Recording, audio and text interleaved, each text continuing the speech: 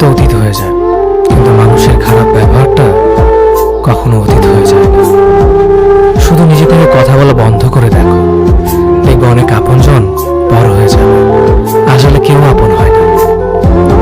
যারা তোমার ক্ষতি চায় তাদের আঘাত করবে না, তাদের সামনে একটু হাসি মুখে বাঁচবে। দেখবে তুমি আঘাত করলে যা কষ্ট পেত, ওরা তার থেকেও বেশি কষ্ট পাবে। যত মিশবে ততই মানুষ চিনবে। অভিনয় যে কত প্রকার হয় তা বুঝতে পারবে। সবাইকে তোমার সত্যতা জানানোর দরকার নেই। যে যা ভাবে তা নিয়ে সমালোচনা করতে দাও।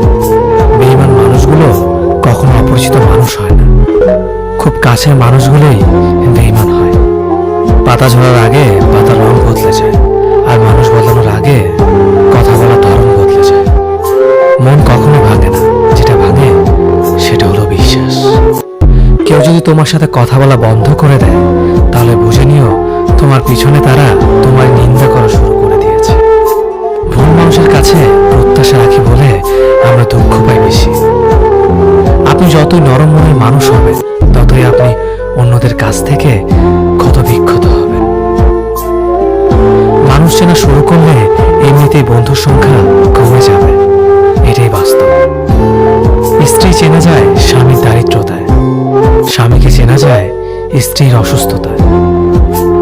খাবার যতই দামি হোক না কেন, পচে গেলে যেমন তার দাম থাকে না, ঠিক তেমনি শিক্ষা যতই থাকুক না কেন, মনুষ্যত্ব না থাকলে সেই শিক্ষার কোনো দাম থাকে না। তিনটি কথা মনে রাখবেন: যে তোমাকে সাহায্য করে তাকে কখনো ভুলে যেও না, যে তোমাকে ভালোবাসে তাকে কখনো ঘৃণা করো না, যে তোমাকে বিশ্বাস করে